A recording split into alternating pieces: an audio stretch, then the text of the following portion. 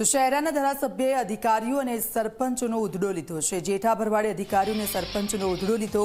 વિવિધ પ્રશ્નો અને પ્રજાની પડતી હાલાકી મુદ્દે ઉધડો લીધો છે।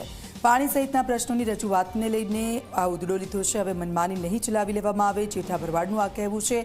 મરજી પ્રમાણે ઠરાવો કરીને ગ્રાન્ટનો વહીવટ નથી કરવાનો। તમામ ગ્રાન્ટોની ચકાસણી સમિતિઓ કરશે। 125 કરોડ નળ સે જળમાં આવેલા છે, છતાં પણ પાણી ન મળે તો શું સમજવું? દર રવિવારે જ્યારે મારી પાસે બહેનો ભાઈઓ આવતા હોય તો પાણીનો એટલો બધો કકરાટ હોય છે કે આપણે બધાને એમ થાય કે આમનું કેવી રીતે તકલીફ દૂર કરીએ।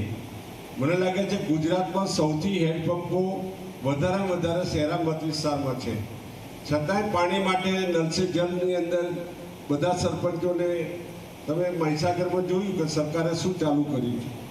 હજુ પણ હું બધા સરપંચ મિત્રોને વિનંતી કરું છું કે ક્યાંય પણ નાની મોટી ભૂલ રહી હોય, ભૂલ થઈ ગઈ હોય તો એને સરખી રીતે કરીને ગામના લોકોને પાણી મળે એની વ્યવસ્થા તાત્કાલિક ધોરણે શરૂ કરી દો। નહીંતર તપાસ થશે તો જામીન નહીં મળે એનું લખી રાખજો। મારી આપણે બધાને નમ્રભરી વિનંતી છે કે આપણે ત્યાં શહેરા મત વિસ્તારની અંદર 125 કરોડ રૂપિયા નળ સે જલની અંદર આવેલા છે। કેટલા?